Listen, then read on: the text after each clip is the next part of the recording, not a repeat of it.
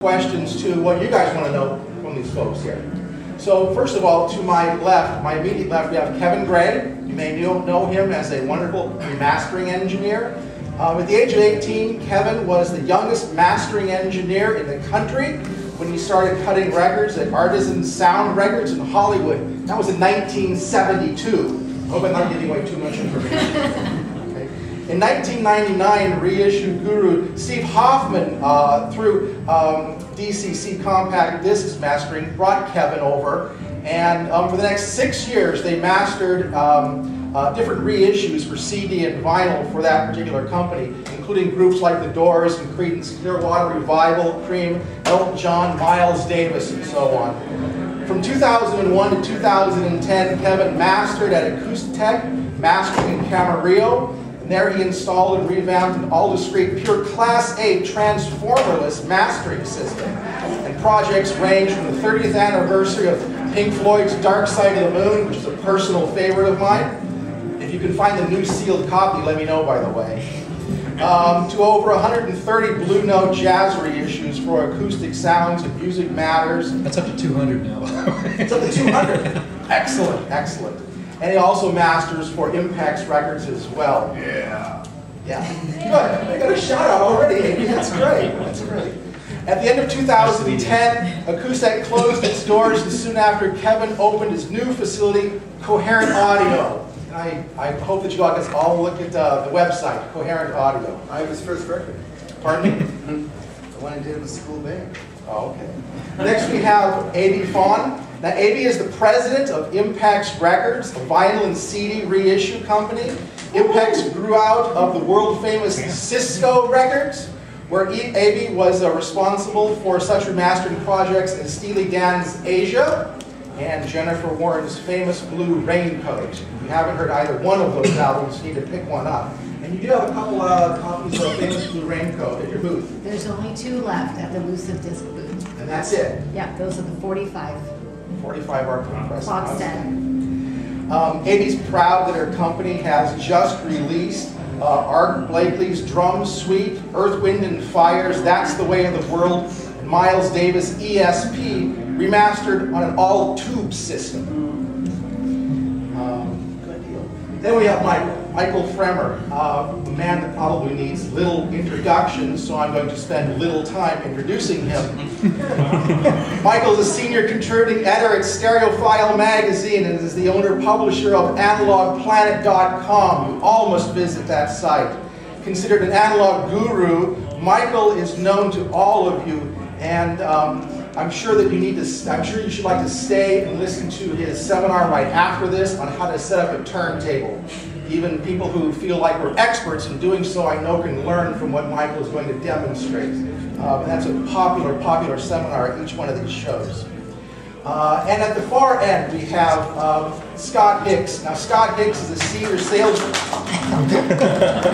He's a big shot. Good for you. I didn't know that. Only comes with 20 bucks a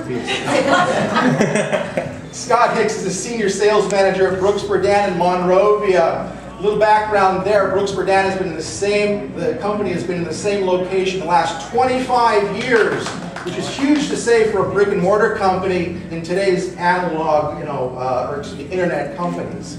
You can see Scott and Brooks Berdan's show in this hotel in rooms number 826 and 828. The company focuses on Macintosh equipment. They have one of the most extensive lines of Macintosh. And VPI turntables, including the new Nomad, that is unique in turntables. Today it actually has a headphone jack, so if you are interested, if you only do a solitary listening experience and you're looking to find out how to play vinyl, the VPI Nomad will do the trick for you. And you have one here to show it. Absolutely. Outstanding, outstanding. So without further ado, a couple of questions. First of all, and this is openly to everybody, what do you look for when you're approaching a remastering project? Kevin? From the mastering standpoint, just trying to make it sound as good as I possibly can. I mean, it's nice to be able to start with an original copy of it to see what the intent was when it was originally mastered. And then I might decide from there to take that course or maybe change it a little bit just to make it sound better on high-end systems today. When you and I was speaking at your studio, one of the things that you said that I really hadn't taken into consideration was that oftentimes the sound that you look to produce is not necessarily what you would think sounds good, but what the client thinks sounds good. How much of a give and take is there with that? Depends on the client. I mean, I have 5 or 6 main companies that I do a lot of work for, and I have to kind of take a different approach with each company because I know a couple of them have a sound that they're kind of looking for on their stuff. I try to give that to them. So it varies. Do you have much debate or argument? No.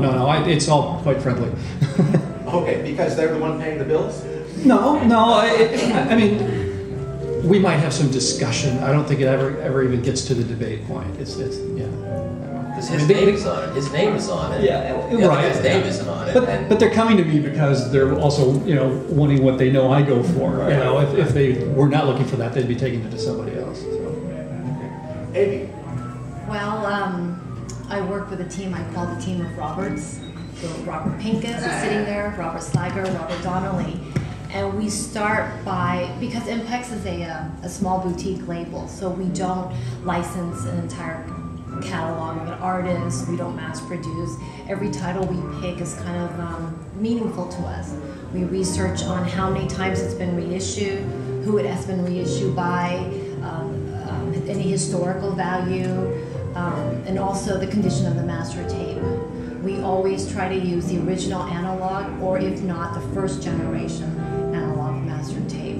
And from there, the team sits down and we kind of brainstorm and we find the title that we want to create the Impex sound. And I agree with Kevin, that's why there's so many titles being reissued. Each label reissues and creates a sound that they want to hear the music. I think it's somewhat subjective. There's not like one particular sound. So since Impex has a particular sound, we definitely do, yes. You would be able to say that if you like one particular pressing, you might like the whole catalog. I definitely would say that whether you agree or disagree with my title selection, Impex sound is very consistent. I've been working with Robert Pincus and Kevin Gray for almost 20 years, and as a team we create the Impex sound through all our title, classical and jazz.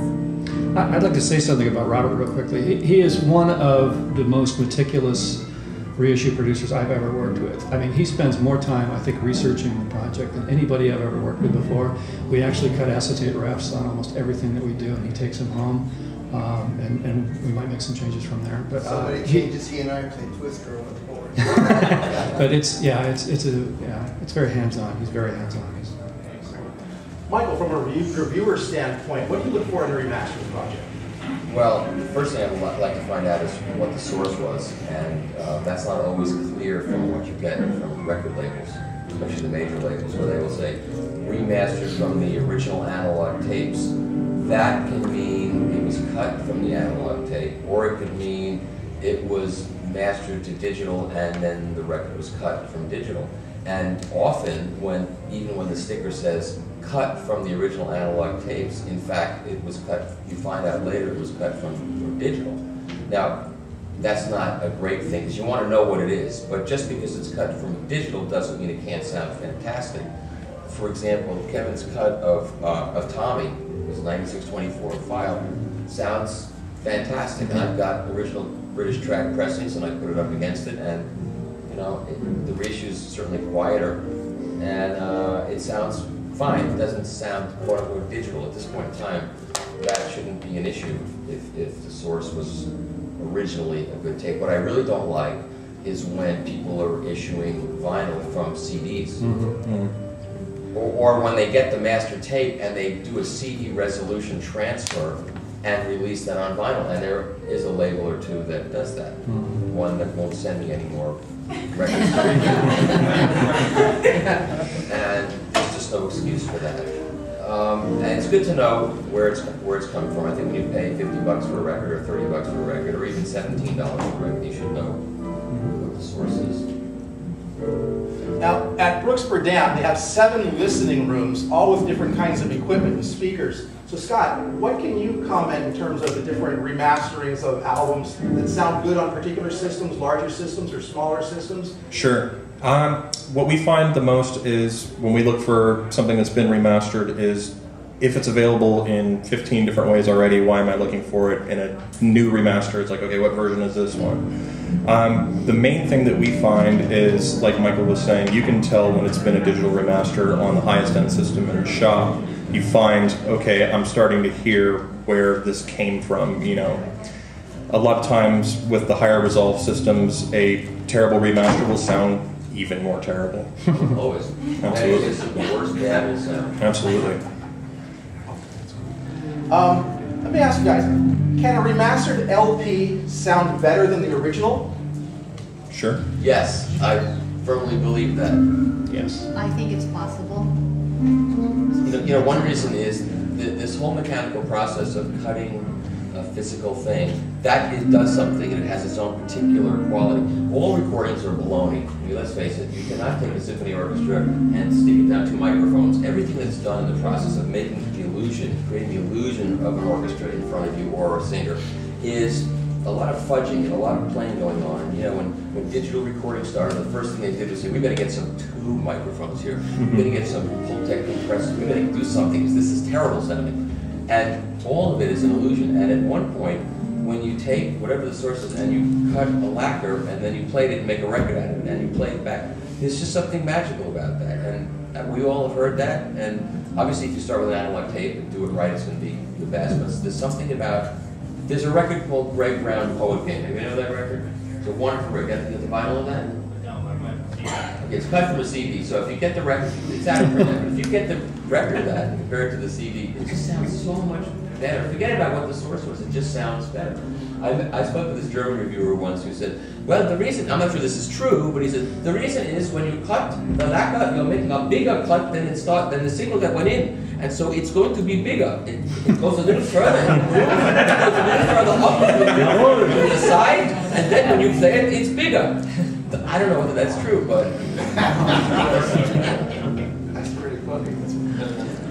Could I interject something on the thought? No, it's kind of amusing to me that, you know, we have all these audiophiles here who are buying records and so forth, but an awful lot of the mastering systems that records were cut on in the day were far from audiophile. Mm-hmm. I mean, not to brag, but I mean, I spent a lot of time and effort, and worked with a lot of other people too, to build a mastering system that was as clean and clear and transparent as possible.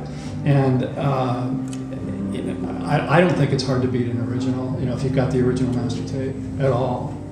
The source is the foundation. But That's everything. I agree with Kevin. I think with technology and the knowledge that our engineers have these days, also the better quality of vinyl chip, we're getting the quality control. With all these components together, we are reissuing better. Reissuing for most part. Well, that's an interesting question. Is there a such thing as bad vinyl? And if there is, how do I as a consumer know about the vinyl not being very good, noisy or so on before I buy it? What pressing plant are you getting? Yes. You know, I sat on a panel a couple of months ago. I go to so many shows, I forget what panel it was, but it was Exponent. It was at Exponent, and I didn't. Unbeknownst to me in the audience was the president of United Record Pressing International, and Don McGinnis from RTI, and Chad Katzman from QRP was on the panel, and we were talking about the Blue Note reissues, and I was talking about the ones that Kevin's cutting that have been pressed at QRP and so RTI. Or RTI. And I was saying, well, and then Blue Note's doing their own series of vinyl, much less expensive, and cutting from high-resolution digital sources, and they're $19, and the packaging isn't as good, but they're reaching a different audience, young people, and it's great that they can hear this music and afford it, and it still sounds pretty damn good. It's not nearly as good as Kevin's cutting from the tape, but I said, well, and once pressed at, you know, arguably the best pressing plant in the world, or a couple of best pressing, and once pressed at the worst. And the guy was in the audience, and that's I don't care because the records that have come out of here have been horrible. But these were pretty good, you know. I interviewed Don Was from Blue Note, and I said, you're pressing in QRP, you've got to ride over these people to make sure they're not giving you crap. I know you want to make these good, and they're actually pretty good. they're still noisier than what pure RTI presses. But they can do it if they care.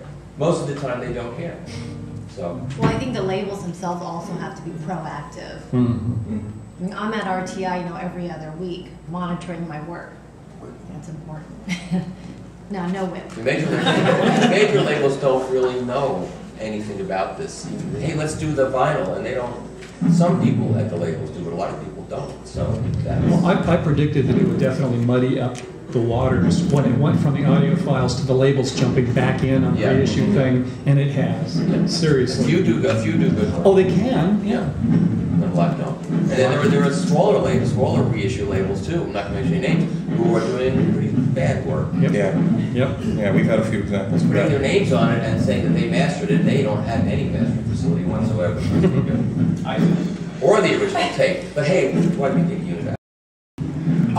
One thing I thought was interesting when I was speaking to each one of the panelists here individually, prepping for this, was that each one of you have a different taste in music, and obviously you have different systems and what you're looking for.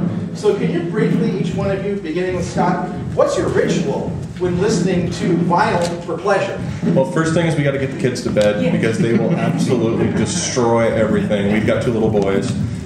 Usually my wife and I will just, that'll kind of be our way to relax at night. We'll put a record on, something that we both like, and, maybe play it for 20 minutes and then maybe talk about it after and just have a nice evening of it. It isn't necessarily that I hide myself away and wait for everybody to leave and put records on. It's a nice experience that I can enjoy with my wife.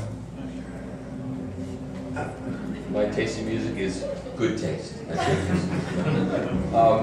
I have collected, I listen to everything, every kind of music, and that's the interesting thing. And I'll go out to used record store and buy just something I never heard of. If it's inexpensive, I'll spend $1, $5 to try something. And I like classical jazz and rock and blues. The only thing I don't like is music like, I don't like the Wyndham Helm kind of stuff from the 80s, because that is like when you give a little kid Ritalin, you give them speed and they calm down. You play that calming music to me and I go crazy. I can't take it. Otherwise, I listen to almost anything, eclectic stuff. It doesn't matter. My ritual is, I listen by myself because my wife doesn't like to come into my room because she gets claustrophobic. My room is what's down in that. Wall-to-wall records, I'm sure. It's shameful.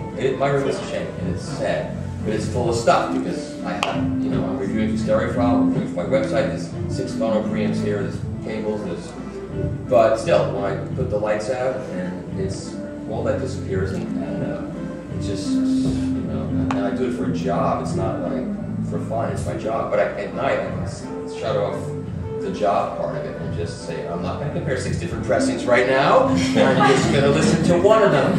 Or I'm going to play a record I want to hear, damn it, not what I have to listen to for. And then it's the same thing as when I was just a civilian doing this for fun. Not that many years ago, so this whole experience is pretty bizarre. That's happened to me over the last 20 years. Amy, what's your ritual?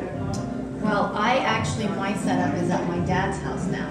So I have transferred my system because my house, the way it's laid out, is not really conducive for a good sound system. So on weekends, sometimes I go to my dad's house. We oftentimes listen to our own titles or some of the titles that his friends have done. My dad and I like to listen to jazz, classical. I personally like a lot of the R&Bs and also some disco.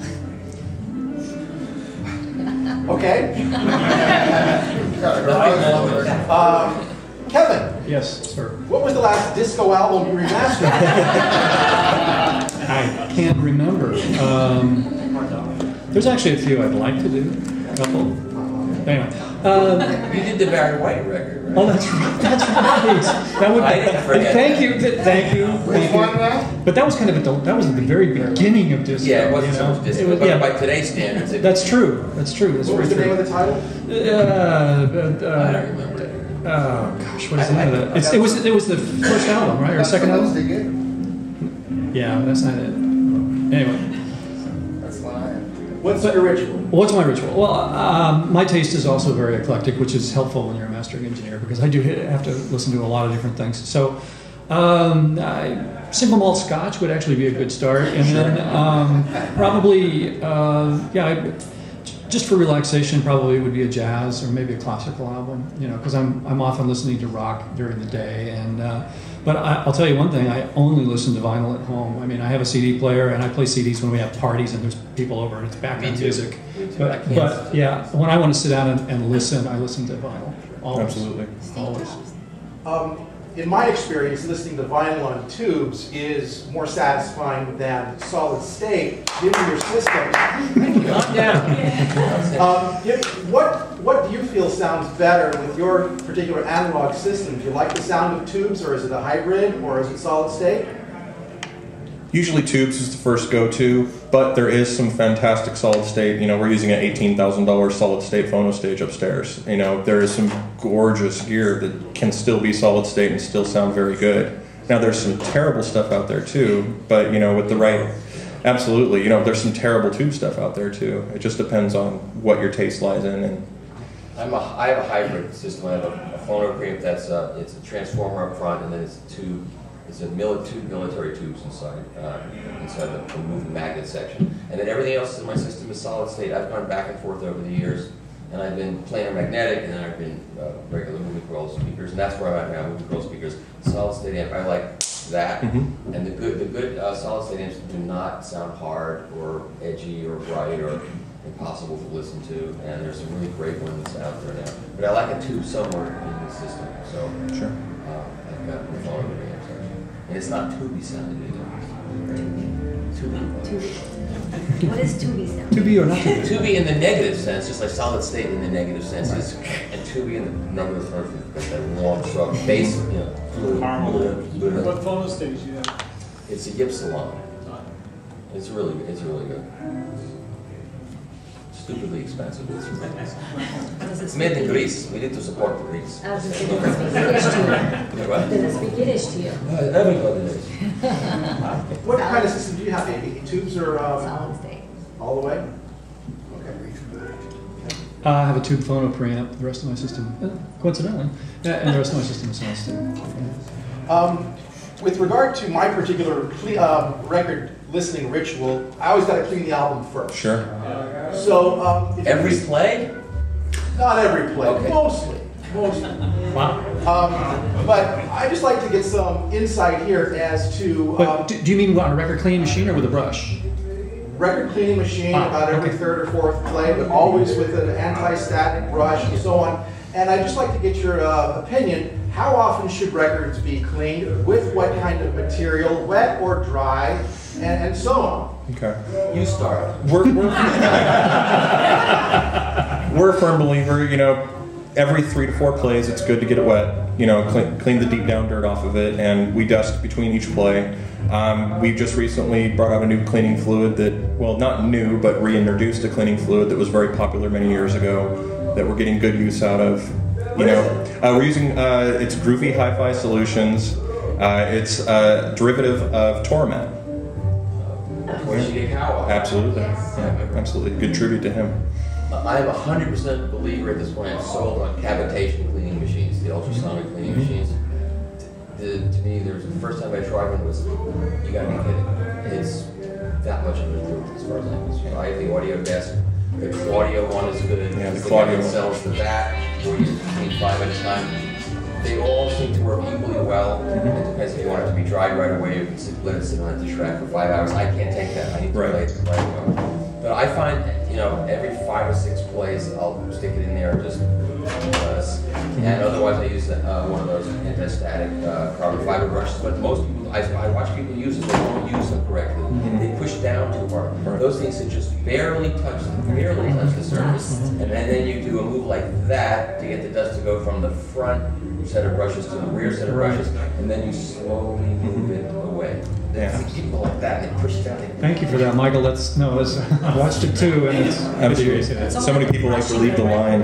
If you just lift it straight off, you leave a line of dirt, which is just a speed bump on the record. In the winter, I use one of those fan-driven D-stat devices, and then you can also use a zero-stat thing where you pull the lever. And then I am a firm believer in record demagnetization. I know people think it's crazy, You're a tech. but I played it for people, and they go, I don't believe what I'm hearing. It doesn't do it on every record, especially older records for some reason, and it has something to do with what's the black in the vinyl. I don't know what. I don't care what it is. Just take a record, play it, put it on that thing. When I first listen to that. Ken Kessler from the UK was over, and I said, Ken, let's demagnetize the record. He goes, come on, do we have to waste our time? I said, let's just try it. So we took out this Marty Jones album that we both happen to love, and we played it, and it always had a bright edge to it. And we put it on the demagnetizer, put it on. You gotta be kidding. The bright edge was gone, it was smoother. I've done this for skeptics, and it works. This is with a moving coil cartridge, right? What's that? With a moving coil cartridge. Yeah. It works, whatever it's doing. So how does it demag? You just set You the... put it on, you push a button, Okay. and it sends up a current, and then it goes back down. It works on CDs too. If you go to Apparently it works on CDs, but I don't, nothing makes them sound good to me. So. That's because you don't use the demagnetization. Exactly, then it would sound great. Just before we leave this, what record cleaning machine or process do you specifically use?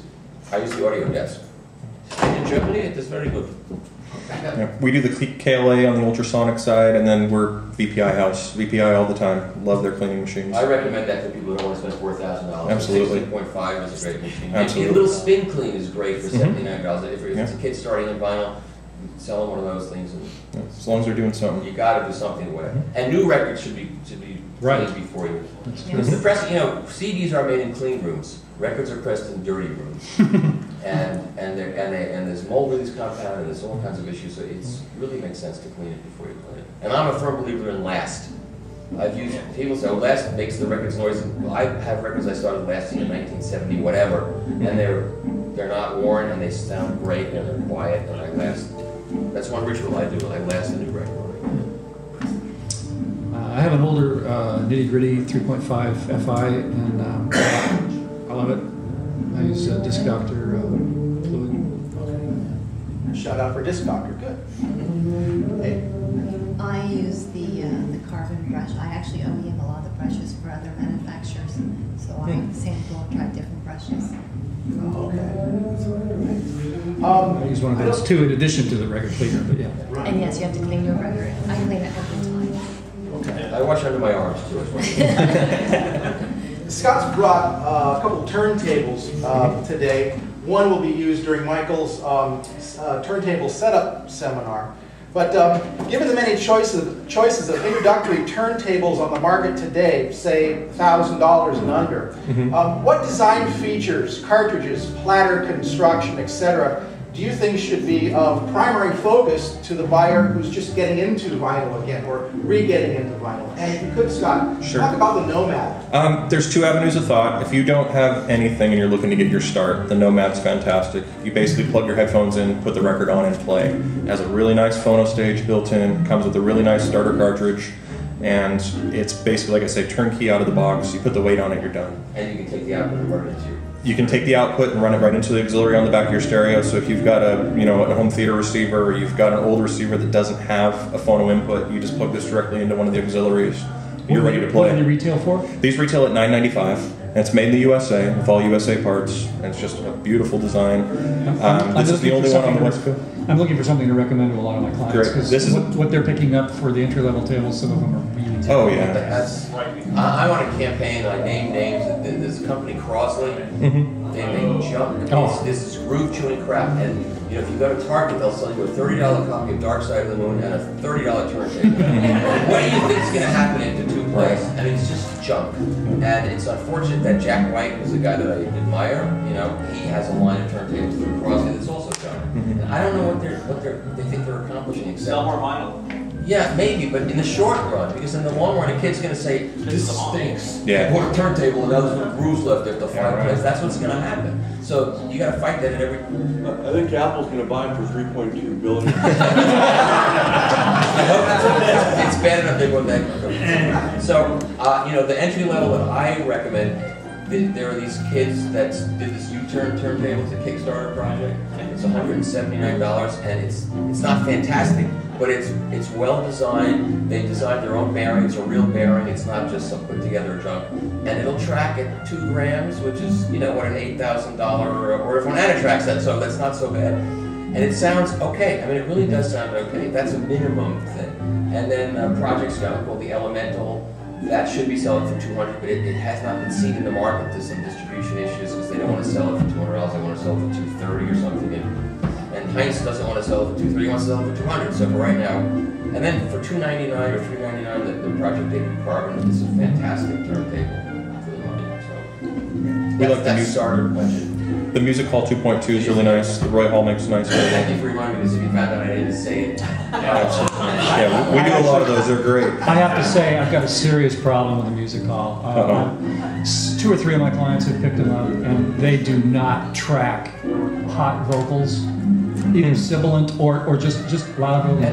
Particularly on the intergroups, I mean, they sound really bad. I don't know why that should be, because it's the same arm as a project. A Technics SL1200 with a V15 or not a V15, an M97 will out-track it any day of the week. I mean, it'll sound absolutely clean. I know that, but I mean, we need something better on an entry-level table. That's why I'm real. I'm surprised. Did you set it up? No, but Chad Stellis. He said it. Really? Yeah, and they've had problems with their customers. QRP have had this problem too. Well, the house cartridge is a problem, I think. I think so too. That may be part of it. But I understand. I just found out today that they're switching away from the gold ring to something else. Yeah, they're looking at the R5. Well, maybe that's why. Yeah, Because yeah. I complained. I wrote a letter to Roy Hall. I said, You'll find a 2M red on them in about 3 months. Please. Wait till he writes a letter to you and gets published in a magazine. Well, I look forward to it, actually. Before we open this up to questions from the audience, I just would like to know, given your own personal tastes, what's the best sounding album that you own and why? And then what new releases are you looking forward to? You first. You know, you'd have to ask me this week because it does change every single week. You know, I'll be honest, lately it's been Hugh Massacre La Hope, and that's an old album. It's definitely not a new release. That's not the Cold Drink one, because I never want to hear that song again. I don't play that side anymore. I don't want to hear that ever again. You know, Acoustic Sounds is doing some new fun stuff that I'm looking forward to. I just picked up the Stevie Ray Vaughan, which is amazing. The 5th version I've got of it, and it's the best so far. Okay, so Couldn't Stand the Weather, the new Acoustic Sounds repop. It's fantastic. And as far as new vinyl, new artists, Black Keys, that new album's fantastic. It's nice. No, it's actually very good. He has, and he's allowed the reins to be taken by someone else. It sounds great. The new Fonn album, I just picked up the 10-inch from Record Store Day. It's very nice for a new album. Yeah, great group. Yeah. So Two more reissue guys just entered the room. Marshall Blonstein. Hey! Audio Fidelity. Then I have to talk about what we do. I'll talk about that. But, okay, so go-to albums. If I want to just blow people's minds with bringing a live concert into my room, I will play Mel Torme and Friends live at Marty's, which is, there's no master tape of this anymore, which is sad, but if you ever see a copy of that, it's a 2-record set, and it's got a Hirschfeld cover on it, and you put that on and play it at the right level, and it's like you're in a small club, and Mel Torme is standing right there, and Jay Leonard is playing the bass. Right, it's unbelievable sounding right now. It's wonderful music, so I'll play that for people. Otherwise, there's so many great sounding records. I just found a copy. I'm a big fan of Brian Eno, so Here Comes the Warm Jazz, one of my favorite old rock records. I've had original British pressings of that forever, and I was in the UK with Chad Casson, which is another great story. Chad Casson is just unbelievable. So, which I can tell you a funny story, but so there was a copy there. I buy every copy of that I find, just like I buy every copy of Live at Marty's that I can find. So I've got a stack of them. And this particular copy of Here Comes the Warm Jazz is not the same stamper as the other copies which are done in EMI. This was done someplace else, and it's so much better. The other ones were great, but this one is like, oh my god, I'm so glad I spent the 20 pounds on it. Not an audiophile record, but a great record. How about Tron? Tron, well, It's not out yet. No, everybody should go first, and I can talk about that experience. Well, from And I'll tell the truth about it. Well, on the Impex label, I love the famous Blue Raincoat, Jennifer Warnes. I love the Dave Brubeck for Time Further Out, and I was actually introduced a couple of years ago, Miles Davis, ESP, and I was just floored at the dynamic, the liveliness of that record, and that's a good show-off record. I don't have a copy of that. Where can I get it? It's a disc. Oh, okay. Here. Here at the market, Oh, okay. You have enough copies for the room? No. Their first pressing ran out. Literally, the record ran out. I think we only have 5 or 6 copies here left at the show, and we will have stock again in July. It's pressed at RTI. What new reissues are coming? Like Straight No Chaser, Thelonious Monk, Straight right. No Chaser. And this is going to be a 2 LP set because the original was a single 33. There was a lot of editing to make it fit. We took the whole record from the analog tape and we didn't edit anything out. So there's extended versions. And I think that's also, depending on RTI's schedule, maybe like mid-July. And the cover's gorgeous, and we have some photos that was supplied to us by Sony Music, so it was very nice. Oh, that's really cool. Kevin. Well, I don't think I could single out one. I think Steely Dan Asia that we worked on is pretty high on the list. Southern Border, T.H.E. Well, yeah, well, look to your price. But no, I would say maybe Dark Side of the Moon that you mentioned. A lot of the Music Matters jazz titles in it I listen to over and over and over again. So yeah. And if I may, I've got to ask, the 30-year reissue, is it the Holland that they reissued? I will be honest, that's the best Dark Side of the Moon. That's my favorite version of that album by far. That's one that I always pick up if I see it sealed The way it somewhere. turned out. I think it was Michael, you mentioned the idea of different stampings of different albums. There's a company that produces or sells what are called hot stampers. I'm happy to talk about that. Because, I mean, are they real, or if you could comment? Two things about that. First of all, they go through hundreds of records and find the best copies of a particular album, you know, and then they sell them for a lot more money. Now, are there huge differences in, like, a guy yesterday bought a first pressing, supposedly, of Crosby, Stills, Nash & Young. He said, I paid $20 for this, is this worth it? And I looked inside, it was not a first pressing. It was the first label. But that doesn't make a first pressing. Now, I go to shows and I play for people 2 copies of Buffalo Springfield again. They both have the original label. One has the Atlantic Records mastering stamp on it, and if you know what to look for, you know it. And one has a Columbia Records mastering stamp on it. And because obviously at some point in time, Atlantic said, we've got to make more copies. We can't do it ourselves. We're going to send out a tape to Columbia. The Columbia one is horrible. And I have the same thing with Dionne Warwick's Make Way album, which has Walk On By it. The original Bell Sound stamp. If you see a Bell Sound stamp on a record, it's going to sound tremendous. For whatever reason, they have great cutting engineering, great equipment. The Columbia one sounds horrible. So this guy had a Crosby, Stills & Nash, that was the Columbia one. So and it's going to sound, I'd say it's going to sound bad. I'm sure it will sound bad. There's certain things you have to know about old records, and it can't be just the label. Mm-hmm. So these guys at Better Records, they go out and they'll buy 300 copies of Crosby, Stills & Nash, and they know to begin with which ones are the ones that might be good, and then they listen to all of them and they sell the best ones for a lot of money.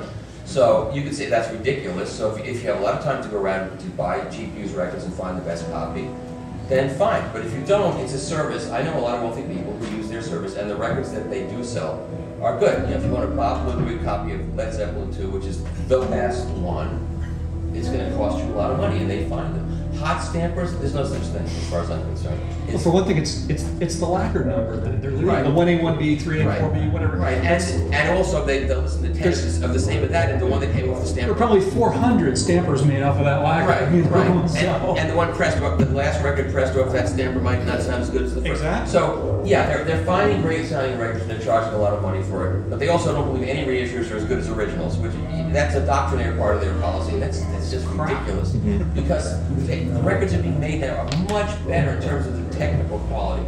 Sometimes the tapes are a little bit not as good, so you can make all kinds of arguments in each direction on a case-to-case basis. But to say definitely the original is better, it's ridiculous. So there's no such thing as a hot stamper, but there are better pressing variations and worse pressing variations, and they're going through and finding the better ones, and they're charging more, and that's fine with me. Abey, if you sell a particular release and it has serial numbers on it, is number 1 going to sound better than number 1,000?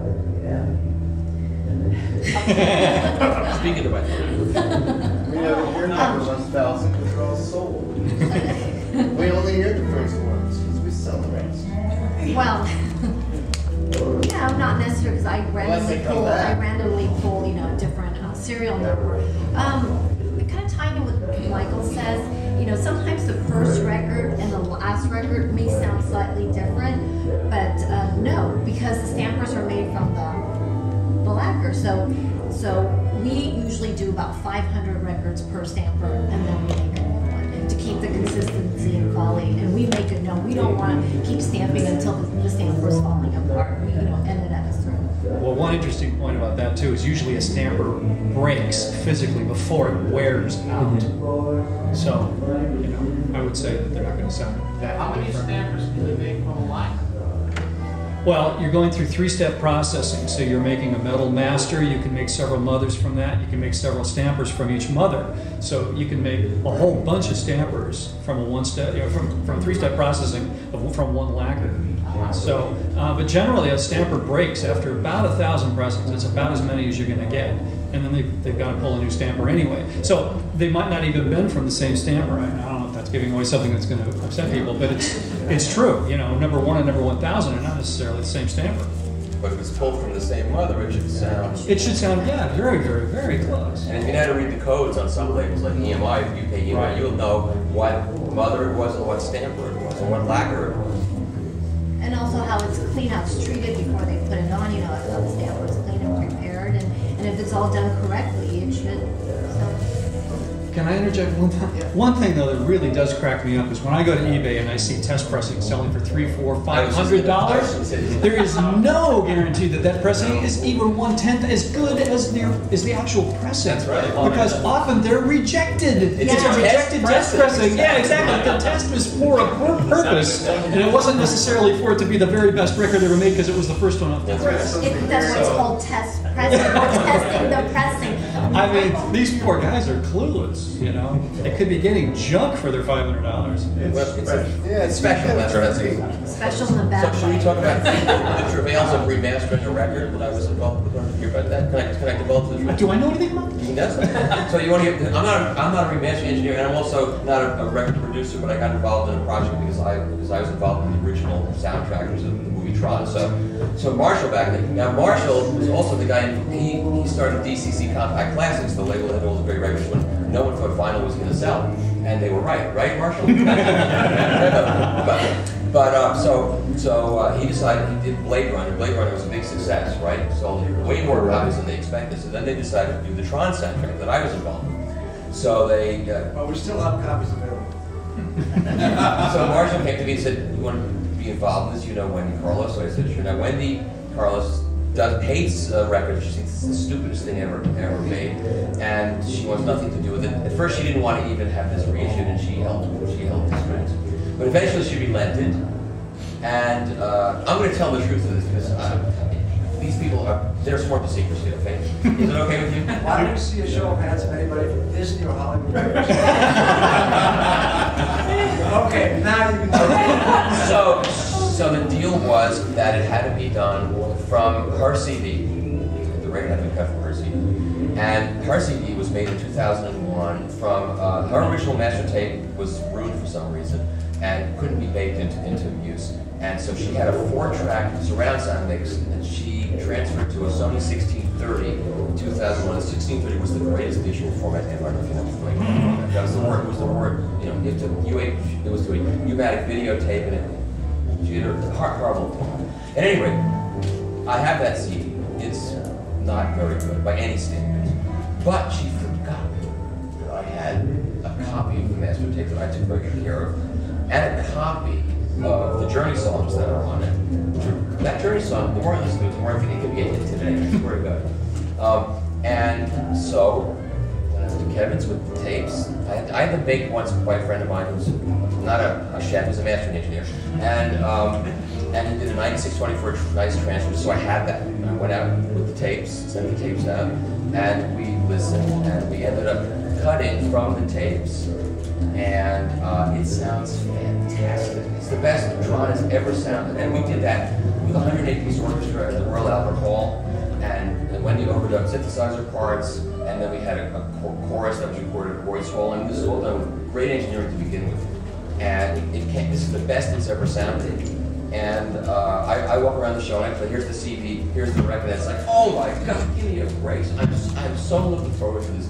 And I'm so happy that Marshall wanted to release this because it's really it's going to be fantastic. And I wrote liner notes that were very worshipful to Wendy, I thought, but they weren't worshipful enough. And it's got an amazing bass too. Yeah, the bottom end. Amazing. The bottom end is really you know feel like. Both that and Blade Runner. Blade Runner, yes. Are you taking pre-orders, Marshall? Does everybody in the audience have some Don't questions? tell anybody what I just told you. She finds out. Why is vinyl so expensive? Okay, it's not that expensive. It's not. You know what? Can I answer this? Because you have a conflict of interest. Is you sell it. I don't sell it. Why am I What? paying $40? Listen, when I was 20 years old, a Blue Note record was $6, and that was 1930. No, that was 19. In the 60s. In the 60. Okay, 1960. Transfer $6 in 1960 to today, and it's going to be $30, $40. Right. Yeah, Do we the actually math. have this discussion. It's all because of the last Federal year. Reserve Board, and because of the communists and the Bolsheviks, and that's what I write. I don't know. Oil prices. And oil prices, yeah. But you have the expense of the remastering, the expense of the packaging. I'm sure that the jacket. sleeve is The better. jacket, the Yeah. sleeves. I'm not speaking about those early plastic. Blue Notes, but when you consider the mass market records, the amount of care that is taken in these reissues is way beyond anything that was done on your $6 records. I mean, it's apples and oranges. Yeah, every title is like a baby, a project that we start from the beginning. And you're comparing it to the price of the CD. That's the problem. The CD is very cheap. Now they are. Now. They were originally. Introduced. So we're still like, $20. Yeah. But if you calculate inflation, I think Carl and I did that last That's year. right. I think $5 back in the 70s equivalent to $25 today. Yeah. And those records are made from big pens that were melted down. That's true. That good.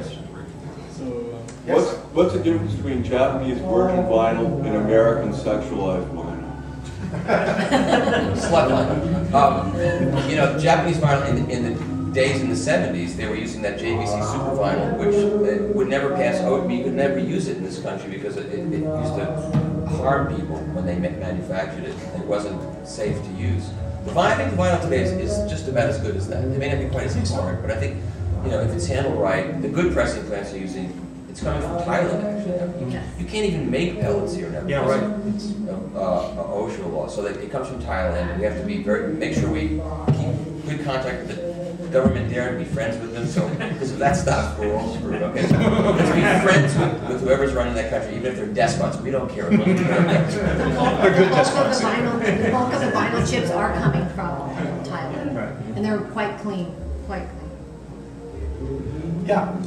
Has there been any research into replacing it?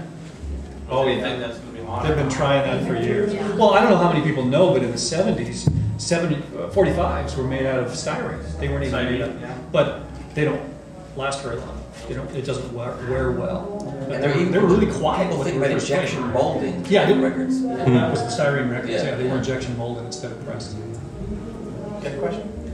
Yeah, so past so many of the Blue Note records that Kevin's remastered, we start from a master tape and we go through this entire process to create this vinyl experience. Moving forward with this resurgence of vinyl, if you think about music now, Civil Wars, the Black Keys, the term blue, inevitably what's going to be coming up in Kevin's desk is something that's been recorded multi-track on a Pro Tools rig or maybe a Logic rig.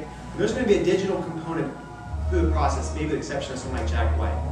So how do you see the impact of that process, the modern day process of recording, impacting the vinyl experience moving forward with new bands, new music? Well, it's a great question. I'm already getting a lot of stuff that's newer than analog, if you know what I mean. I mean, although analog has made a resurgence in tape recording too. But I'm doing a lot of records from the 80s and 90s that were done digitally. And the only thing I can say is that playing it back with a $15,000 converter gives you a little bit of a leg up. And we just do the best that you can with it to make it sound as good as possible. One thing that's done very, very often is they send me the uncompressed original files, not the CD version of it. So I'm getting, not so much from the 90s because that was before high res, but, well, early 90s wasn't. But after 1999, I'm getting a 2496 instead of the 16-bit CD, uncompressed. I mean, some of you have probably heard the story that when we did Stadium Arcadium, and we looked at the waveforms on the digital versus, well, that was actually mixed to analog half-inch. I mean, it was unbelievable. They had done the analog tape was already pretty compressed, and they added 8 dB of digital compression on top of that when they did the CD. And there's just no excuse for it. It sounds horrible. And the records sound better. Way better. Yeah, they do. It's like night and day. Yeah. Well, even Red Hot Chili Peppers say so on their website. Why can't they hear the damage they're doing? It's this whole. It started out when record companies all had a 5 CD carousel, and they would A/B everything that they were putting out against the other 4 top releases on the charts. And now it's the iPod generation. Everybody wants everything to sound as loud as everything else. You can't have anything not sound as loud as everything else on an iPod. That's the problem. That's not the way music is. It's not the way music. It's completely unmusical. That's what we're stuck with. That's the way it used to be years ago. Well, you mean the volume, the loudness wars? Yeah, you know, it started with Phil Spector and Motown. We can blame that. There's some great Motown recordings, though. So Absolutely good. A lot of Temptations stuff out. real loud, really compressed. Yeah, some But you know, People forget the function of the volume. yeah, exactly. Yeah, you should have the control over that. The record company should. And the radio stations are compressing it too. So Well, of course. yeah, But they don't even have to anymore. It's so compressed there. They don't have to. It's about the end of the hour. I'm going to have, I'm sorry? I got a question for whoever Cal wants to discuss it. That is there any advantage to moving call cartridges these days? Moving back cartridges perfectly fine. Depends what you want to listen to. I like moving pros because they tend to be faster and more detailed. It's a smaller mass that's moving. But it depends on how well it's made. I mean, a great moving magnet cartridge will sound really good. Some of the orders will sound fantastic. Sure. And a bad moving cartridge will rip your head off. So Sure. Yeah, it's all personal taste. Yeah, It's like the little tubes versus solid state. Yeah, I mean, that's right. everybody has a preconceived, idea of what a moving coil versus a moving magnet, or a tube versus a transistor sounds like, and a lot of it's just bunk. Yeah. it's prejudice. Yeah, the first thing I do before I ask anybody, what do you want to spend, is what are you plugging this into? Let's figure out what suits your need the best. What are you playing? How can we help that part of it? Don't make that determination until you figure out what are you using it for and how are you using it. It's the end of the hour. We've got to let the next seminar come in. Thank you very much for attending.